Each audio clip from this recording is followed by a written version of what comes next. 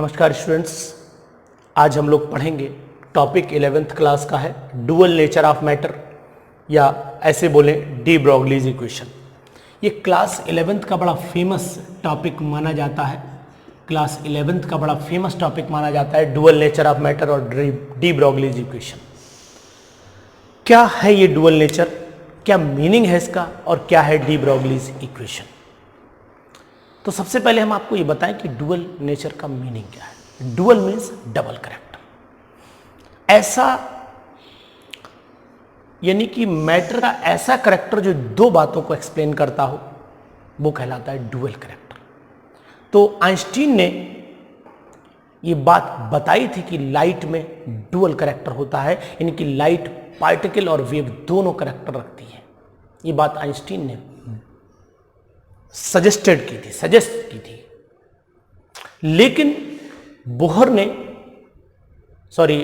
De Broglie ने matter के case में इस बात को प्रूव किया कि मैटर भी डुअल करेक्टर रखता है। मैटर के जो पार्टिकल्स होते हैं वो भी डुअल करेक्टर रखते हैं। It means they behave like wave as well as particle. वो वेव और पार्टिकल दोनों की तरह बिहेव करते हैं। तो डी ब्रोगली ने कैसे प्रूव किया? इन्होंने एक इक्वेशन दी थी, उसके थ्रू प्रूफ किया। यानी अगर हम आइंस्टीन की इक्वेशन को देखें तो E is equal to mc square, ये कहलाती है आइंस्टीन इक्वेशन, इक्वेशन नंबर 1। और क्वांटम थ्योरी के अकॉर्डिंग भी ये आइंस्टीन इक्वेशन हो गई, और क्वांटम थ्योरी के according h is equal to h nu, equation number 2 हो गई। तो पहली इक्वेशन आइंस्टीन इक्वेशन है, आप जानते हैं। दूसरी E is equal to h nu हो गई। न्यू इज इक्वल टू होता है c अपॉन लैम्डा, यानी कि इस वैल्यू में तो इसको हम लिख सकते हैं इक्वेशन नंबर 2 को, क्वांटम थ्योरी की इक्वेशन को लिख सकते हैं E is equal to H C upon lambda. इसे इक्वेशन नंबर 3 मान लेते हैं। अब हम लोग इक्वेशन नंबर 1 और 3 को कंपेयर कर देते हैं, कंपेयर कर लेते हैं। जब कंपेयर करेंगे तो हो जाएगा H C upon lambda is equal to M C square. ये यहां से कैंसिल कर दीजिए, तो बचेगा हमारे पास lambda is equal to h upon M into C. Check करिए, एम सी नीचे ले आए, लैम्डा ऊपर ले गए। इसको अगर ये लाइट की वेलोसिटी है तो c लिख दीजिए, और अगर ये मैटर की किसी पार्टिकल की वेलोसिटी है तो lambda is equal to h upon M into V भी लिख सकते हैं। और इसी के बाद इसको एम वी जो है वो मोमेंटम कहलाता है, तो h is equal to m into v को हम रिप्लेस कर सकते हैं p से। p is the momentum. तो this is called de Broglie's equation. इसको हम लोग डी ब्रोगलीज इक्वेशन बोलते हैं। ये क्या प्रूफ क्या कर रही है, कैसे हमें पता लग रहा है कि ये डुअल नेचर को प्रूफ कर रही है? तो according to de Broglie, matter has dual character, that is matter particles behave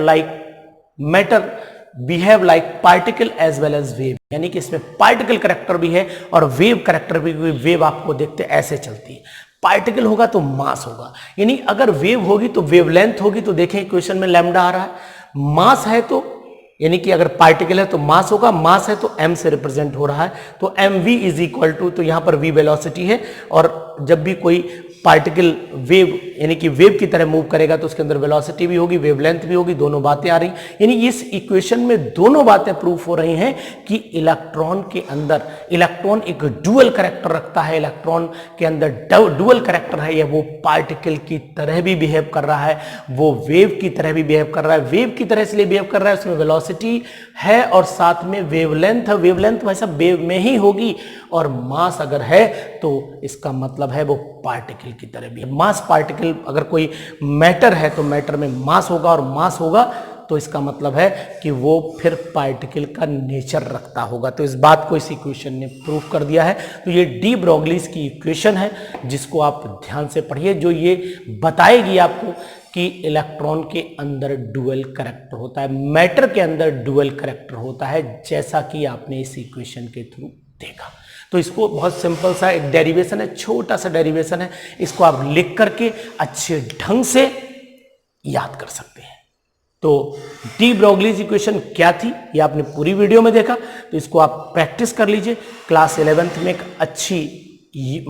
अच्छे नंबरों में, यानी कि ये कह सकते हैं कि क्वेश्चंस बनाने में टीचर अधिकतर इसको यूज कर लेते हैं। तो इसको पढ़िए और अपने दोस्तों को ये वीडियो जरूर शेयर करिएगा। Thank you, have a nice day.